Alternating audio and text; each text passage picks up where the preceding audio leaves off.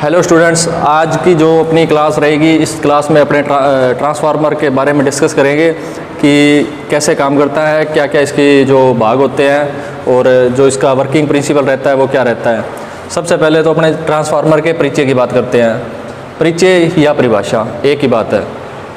Transformer की परिभाषा, अगर कोई आपसे पूछे कि ट्रांसफार्मर की परिभाषा क्या होती है, तो ट्रांसफार्मर की परिभाषा रहेगी कि ट्रांसफार्मर एक स्टैटिक डिवाइस है। ट्रांसफार्मर एक स्टैटिक डिवाइस है जो एनर्जी को एक परिपथ से दूसरे परिपथ में ट्रांसफ़र करता है। ट्रांसफार्मर एक स्टैटिक डिवाइस है जो एनर्जी को एक परिपथ से दूसरे परिपथ में ट्रांसफ़र करता है। ट्रांसफार्मर में जो वोल्टेज है उसको अपने अप और डाउन भी कर सकते हैं। मतलब कि जो अपने पास इनपुट सप्लाई वोल्टेज है उसको अपने लोड साइड पर कम भी कर सकते हैं और ज़्यादा भी कर सकते हैं, मतलब कि अप और डाउन भी कर सकते हैं। सेकंड बात आती है कि इसके कार्य सिद्धांत, कि इसका जो ट्रांसफार्मर का कार्य सिद्धांत है वो किस सिद्धांत पर काम करता है। तो इसका जो कार्य सिद्धांत होता है वो होता है अनोन्य प्रेरण का। अनोन्य प्रेरण का सिद्धांत।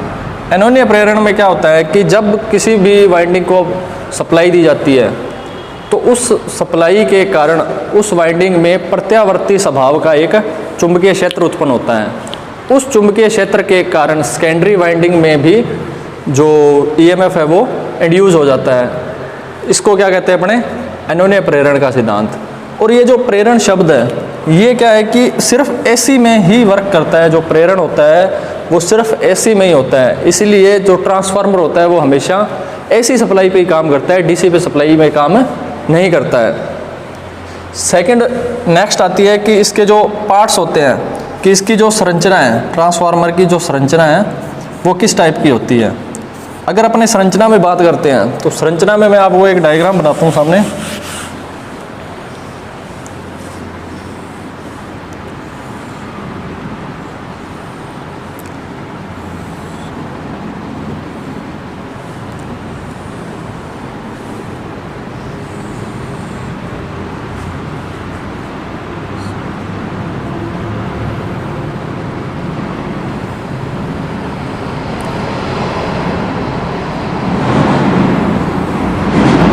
सबसे पहले तो ये वाइंडिंग है।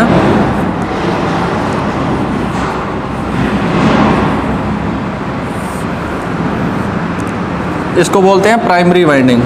ये क्या है? Primary winding. यहाँ पे क्या होता है कि इनपुट सप्लाई है अपनी,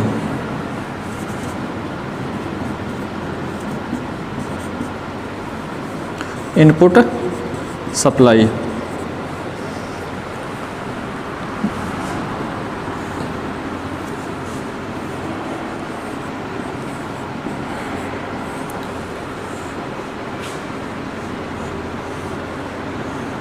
ये अपने पास क्या है?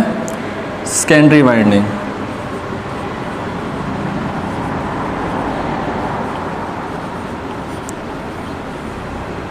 और ये इस पे क्या है कि लोड कनेक्ट है। अगर इसमें अपने संरचना की बात करते हैं तो सबसे पहले जो अपने पास संरचना आती है वो आती है कि इसमें वाइंडिंग कितनी होती है। सबसे पहले आती है कि वाइंडिंग्स, कि इस ट्रांसफार्मर में जो अपने पास ट्रांसफार्मर होता है इसमें मेनली वाइंडिंग कितनी होती है। तो जैसा कि आप सबको डायग्राम में मेंशन है कि इसमें क्या होता है कि दो वाइंडिंग होती है, प्राइमरी और सेकेंडरी। इसमें जो फर्स्ट वाइंडिंग रहेगी वो रहेगी प्राइमरी, प्राइमरी वाइंडिंग। अब प्राइमरी वाइंडिंग क्या होती है? प्राइमरी वाइंडिंग होती है जो सप्लाई के साथ कनेक्ट है, जो सप्लाई के साथ कनेक्ट है, जो सप्लाई के साथ कनेक्ट है वो क्या कहलाती है? Primary winding. सेकंड आती है सेकेंडरी वाइंडिंग।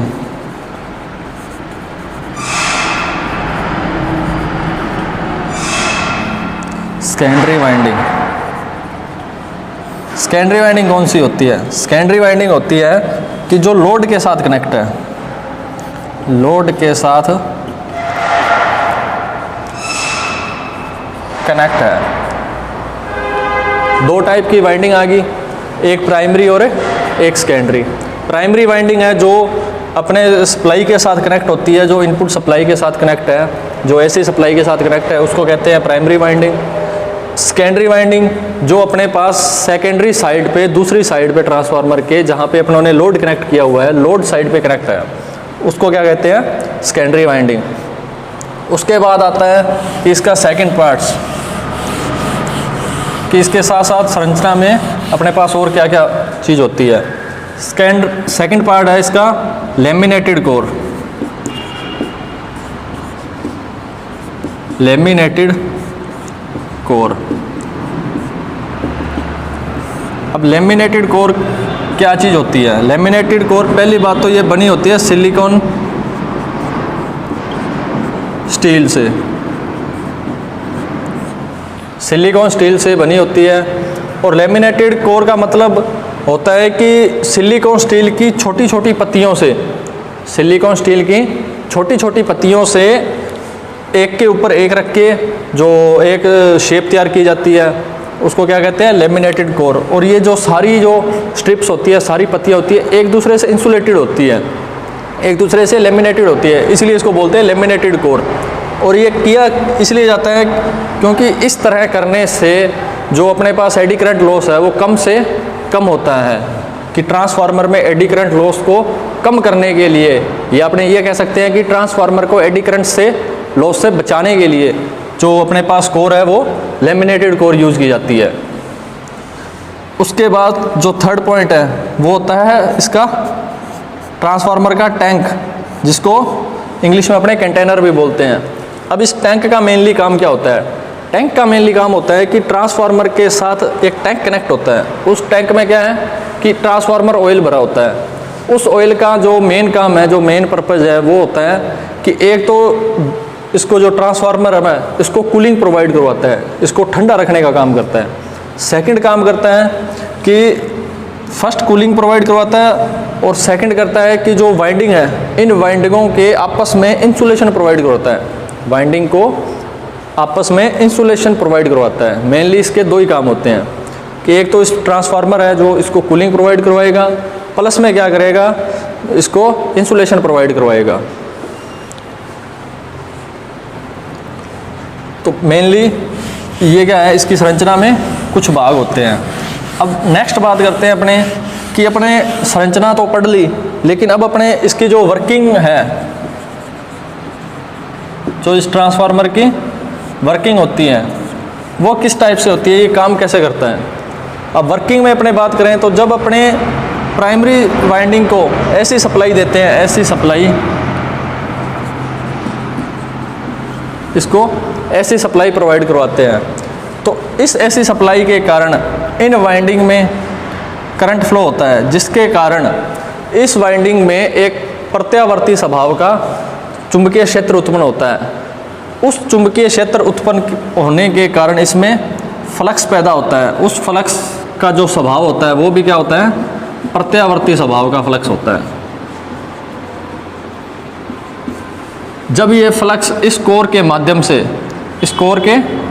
से सेकेंडरी में लिंक करता है, फ्लक्स को अपने नोट करते हैं फाई से, ये क्या है? फ्लक्स। जब ये फ्लक्स सेकेंडरी से लिंक करेगा तो सेकेंडरी में भी अपने पास ईएमएफ पैदा हो जाएगा, क्योंकि जो फैराडे का विद्युत चुंबकीय प्रेरण का नियम है वो क्या कहता है कि जब ये फ्लक्स सेकेंडरी में लिंक करेगा तो इसके कारण अपने पास क्या होगा? ईएमएफ पैदा हो जाएगा। लेकिन इसमें मेन बात ये ध्यान रखने वाली होती है कि जो प्राइमरी वाइंडिंग और सेकेंडरी वाइंडिंग है, इनका कोई भी इलेक्ट्रिकली कनेक्शन नहीं होता है ट्रांसफार्मर में। ट्रांसफार्मर में इन दोनों वाइंडिंग्स का कोई भी इलेक्ट्रिकली कनेक्शन नहीं होता है। ये जो एक दूसरे से कनेक्ट है, ये क्या है कि मैग्नेटिक है, ये फ्लक्स के जरिए कनेक्ट है, ना कि किसी वायर से या फिर किसी और मीडियम से कनेक्ट है। तो ये तो था इसकी जो ट्रांसफार्मर था अपने पास, इसके पार्ट्स क्या होते हैं, वर्किंग क्या होती है, ठीक है। तो नेक्स्ट जो अपनी क्लास रहेगी उसमें अपने देखेंगे कि इसके एडवांटेज क्या हैं और कौन कौन से टाइप के ट्रांसफार्मर होते हैं अपने पास, ये सारा मैटर अपने कवर करेंगे। तब तक के लिए थैंक यू।